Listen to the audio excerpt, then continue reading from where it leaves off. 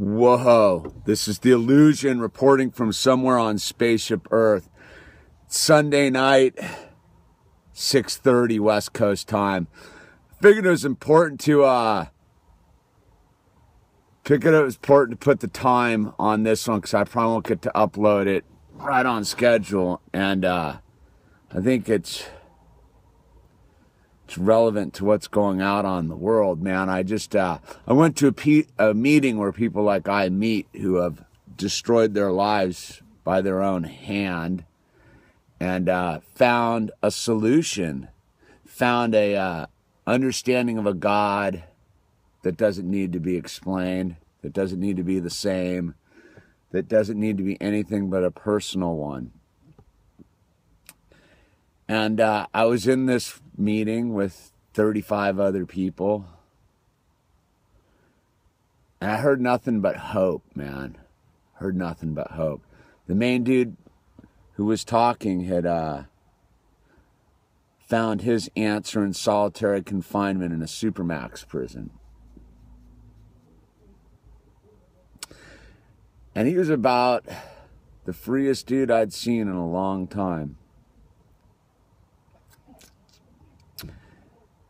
And I realized what a juxtaposition that is with what's going on out here on Spaceship Earth. Is we all meet in this room, right? I mean, their rooms are all over the place, and we can be part of anything we want to be part of, right? Like, we all have a common bond while we're all there, but like, my God's not the same as my God of my understanding is not the same as anybody else's in the room, and it doesn't have to be. You don't even have to have one, dude. But we all meet and we all talk about how we get through our days based upon hope and the belief that our primary mission in life is to be of service to our fellow human beings, to help others as we would hope to be helped. And I think it was touching me because I had just, been watching what's been going on, and I just seen that, people were all stoked, rah, we're gonna go, the French are bombing the Syrians and people are dying, more people are dying, and I was like, what's wrong with everybody, man? What is wrong with everybody? Why does that seem good, dude? I don't get the juxtaposition of how, like, one group of people dying sucks, but killing another group of people is good. And, like, yeah, like, it's terrible, man. And so my heart was heavy, right? And I went in and listened to this man had spent 25 years in a supermax for shooting a cop. Yeah. All you cop haters out there, man. This dude don't hate cops anymore, man. He learned something. He said he spent 7 years in solitary confinement, and God came in there and spoke to him because he had read all the books. He'd read the Bible, the Torah. He was talking about it, the Bible, the Torah, the Quran, because the only books they would bring to him in solitary confinement were books of religion. So he read, that's all he could read was books about religion and stuff. And he was like talking about how he understood that at the core of all of it is love.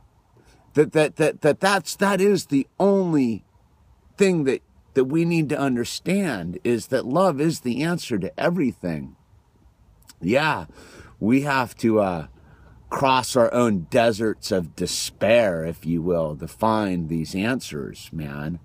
And I think far too many people haven't even bothered to venture into the desert, more or less to come to the oasis in the middle of it, the oasis of love and empathy and being of service to your fellow human beings. So many of us are sitting on the fringe, on the forested fringe, and we can't even see the trees, man. We're sitting in that forest, afraid to go out into the desert of ourselves, because within all of us lies that desert that would say that that one group of people deserves to be hurt because another group of people has been hurt, or that my free will needs to be turned over for the sake of someone else's free will. No.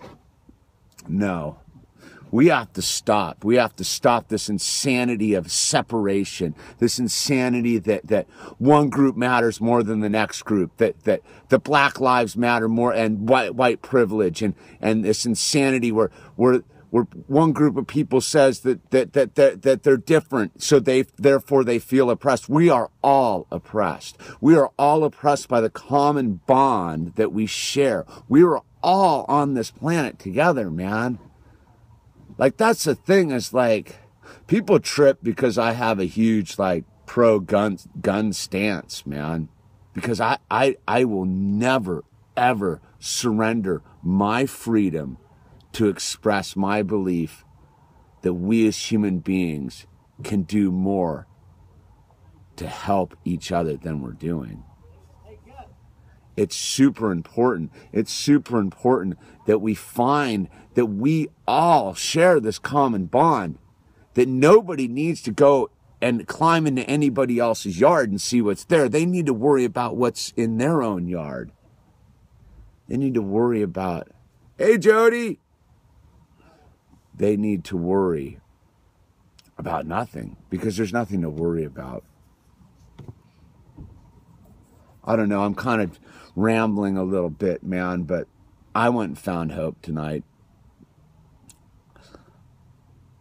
I just, it's funny, I was watching the feed, everybody's all concerned about the, Don Vito died from BAM show, or Linda Rousey KO'd something or some, but these same people, like 24, 36 hours ago, were like, pray for France, man.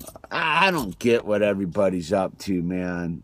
I don't get it. But I do know there is hope, man.